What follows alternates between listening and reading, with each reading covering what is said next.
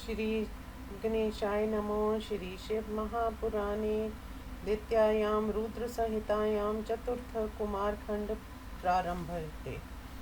अथ प्रथमो अध्याय। हिंदी अनुवाद।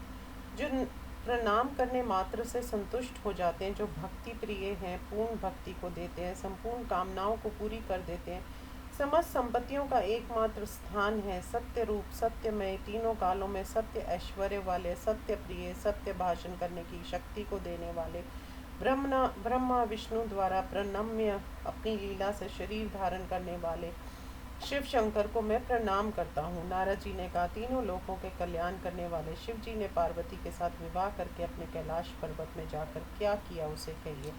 आत्मा राम परमात्मा शिव जी को कैसे पुत्र की प्राप्ति हुई, जिसके लिए उन्होंने शिवा से विवाह किया। हे ब्रह्मा जी, तारकासुर का वध कैसे हुआ, जिससे देवता प्रसन्न हुए।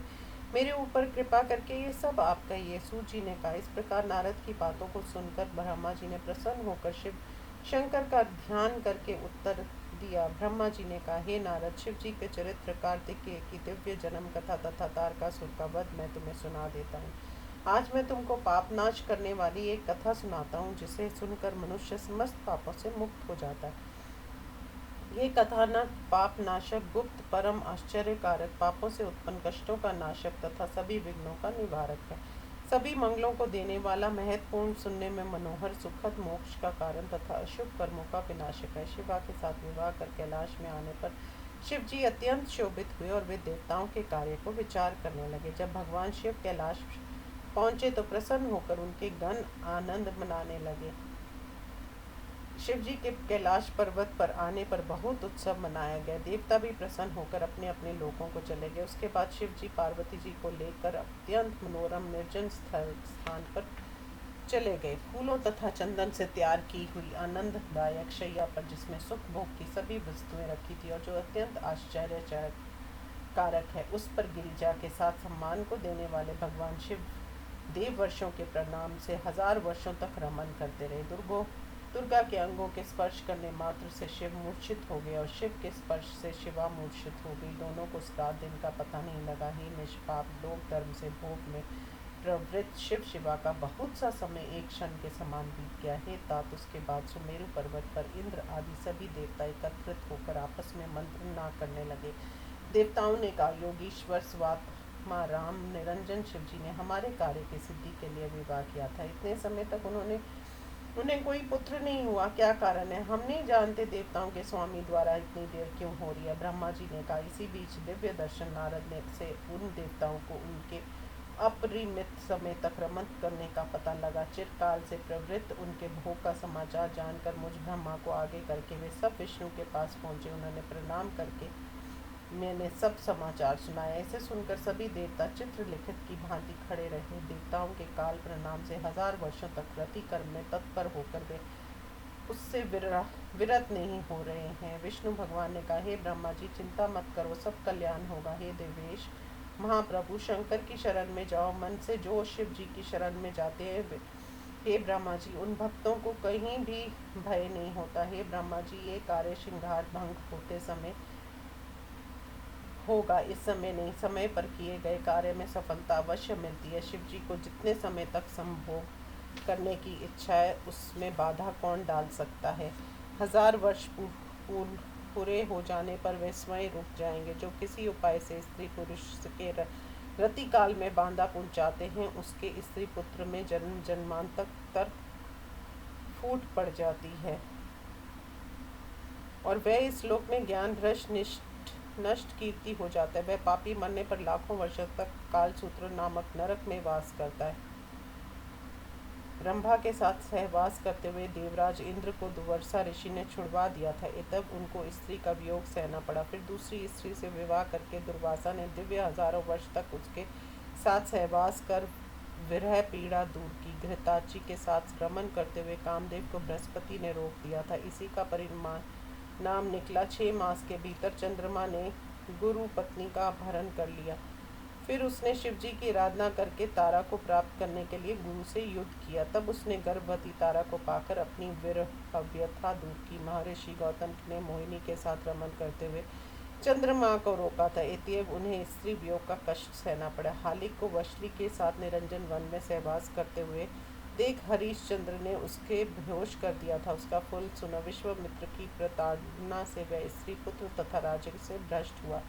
बाद में उसने शिव जी की आराधना की, तब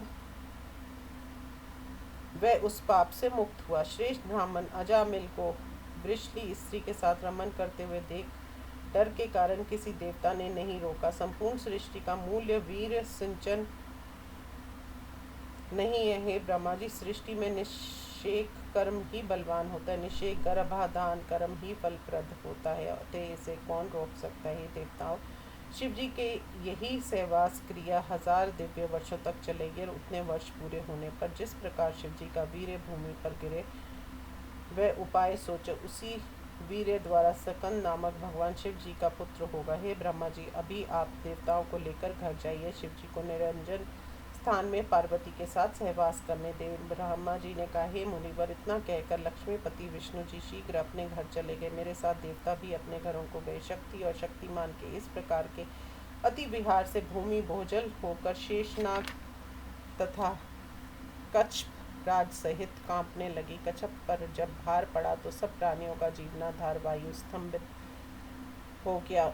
तब उससे तीनों लोग भयभीत हो गए। उसके बाद सभी देवता मेरे साथ विष्णु की शरण में गए और दुखी होकर उन्होंने इस समाचार को सुनाया। देवताओं ने कहा, हे देव रमानाथ, सबकी रक्षा करने वाले प्रभु, शरण में आए हुए और भयभीत मन वाले हमारी रक्षा कीजिए। ना मालूम किस कारण से तीनों लोगों का प्राण वायु रुक गया है, जिसके कारण देवता मुनि चर अचर तीनों लोग व्याकुल हैं। ब्रह्मा जी ने कहा, हे मुनिवर, इतना कहकर मेरे साथ सभी देवता विष्णु के समान अत्यंत दुखी होकर चुपचाप बैठ गए। ये सुनकर हम सब देवताओं को लेकर विष्णु भगवान शिव जी के प्रिय कैलाश पर्वत की ओर चल दिए। देवताओं के प्रिय विष्णु देवताओं तथा मुझे साथ लेकर शिव जी को देखने की इच्छा से उनके स्थान पर गए। वहां देवताओं के साथ जब विष्णु ने शिव जी को नहीं देखा तो वे आश्चर्य में पड़ गए। विनम्रता से वहां उपस्थित शिवगणों से पूछा। विष्णु भगवान ने पूछा, हे शिव जी के गणों, सबके स्वामी शिव जी कहाँ गए हैं? आप सब दयालु हैं, कृपा करके हमें बतलाइए, हम दुखी हैं। ब्रह्मा जी ने कहा, देवताओं सहित विष्णु जी की बात की को सुनकर शिव जी के गणों ने प्रेम से रमापति विष्णु से कहा। शिव जी के गणों ने कहा, हे विष्णु जी, आप ब्रह्मा तथा देवताओं के साथ सुनिए। हम शिव के प्रेम से ठीक कहते हैं, अनेक प्रकार की लीलाओं को करने में कुशल सर्वेश्वर महादेव हम लोगों को यहाँ रखकर गिरिजा के घर गए हैं। हे लक्ष्मीपति, भगवान विष्णु जी उस घर के भीतर महेश्वर शिव जी कहा क्या कर रहे हैं हम नहीं जानते, वहाँ गए हैं, उन्हें बहुत वर्ष बीत गए।